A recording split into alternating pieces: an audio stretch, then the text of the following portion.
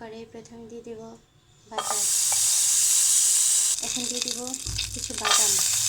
বাদামটাকে আমি বাটারের সাথে ভালোভাবে মিশিয়ে ভেজে নেব। বাদামটা ভাজা হয়ে গেছে, এখন তুলে নেব।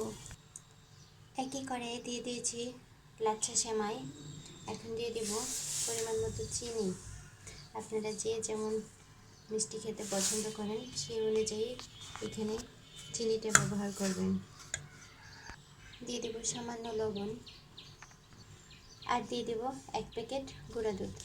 গুঁড়া দুধটা অপশনাল, আপনারা দিলেও পারেন না দিলেও পারেন, তো গুঁড়া দুধটা দিলে এর টেস্টটা ভালো আসে।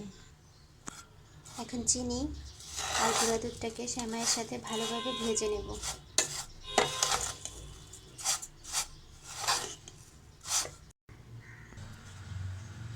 আমি একদম লো হিটে সেমাইটাকে ভেজে নিচ্ছি।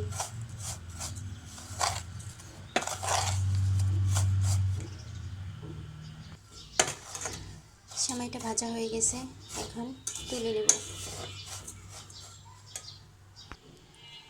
এখন আরেকটা পাত্রে দিয়ে দেব গরুর দুধ।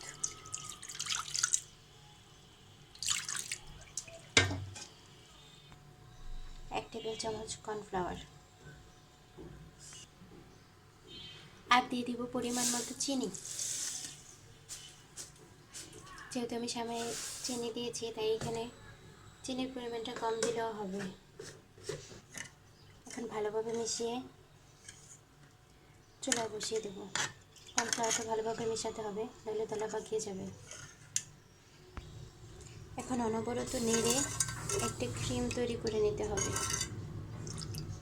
অবশ্যই এই কাজটা অনবরত নেড়ে করতে হবে, নইলে নিচে থেকে কর্নফ্লাওয়ারটা দলা পাকিয়ে যাবে। নাড়তে নাড়তে এক পর্যায়ে ক্রিমটা ঘন হয়ে যাবে।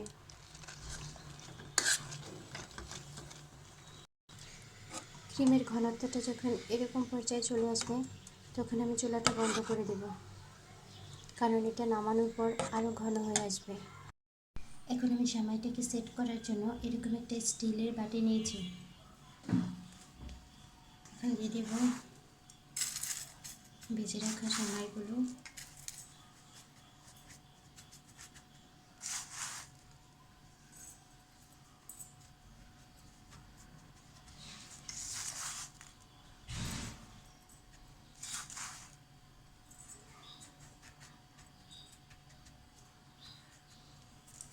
ক্রিমটা তৈরি করে রেখেছি, এটার মধ্যে দিয়ে দেব আইসক্রিম। ক্রিমটা ঠান্ডা হলে আইসক্রিমটা দিতে হবে।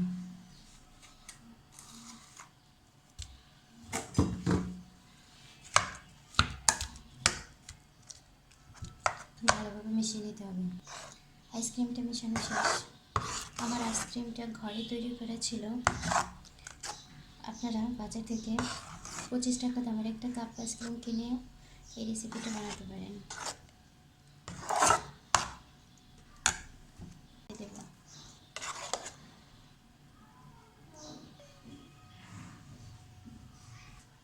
এখন সেমাইয়ের সেকেন্ড লেয়ারটা দিয়ে নেব।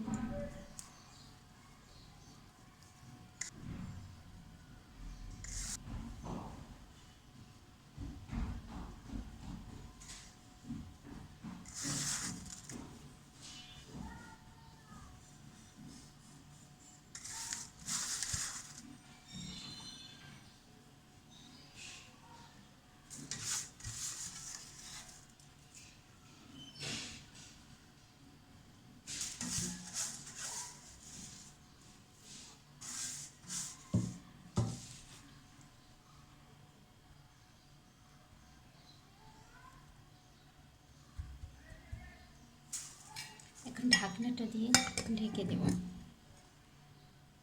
একটা চুলায় আমি প্যান বসিয়ে দিয়েছি, তাতে দিয়ে দিয়েছি পানি। পানিটা গরম হয়ে গেছে, এখন দিয়ে দেব সেমাইয়ের বক্সটা। সেমাইয়ের বক্সটা দিয়ে দিয়েছি। এখন আমি ঢেকে 10 মিনিট এটাকে ভাপ দিয়ে নিব। ফিরে আসছি 10 মিনিট পর। 10 মিনিট হয়ে গেছে, এখন আমি বক্সটা উঠিয়ে নেব।